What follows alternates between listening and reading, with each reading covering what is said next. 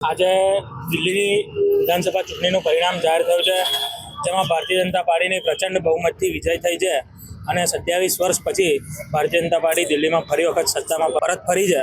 એના ઉજવણીના ભાગરૂપે આજે ગોધરા ભારતીય જનતા પાર્ટી દ્વારા ફટાકડા ફોડી અને દિલ્હી ભાજપને શુભેચ્છાઓ પાઠવી છે.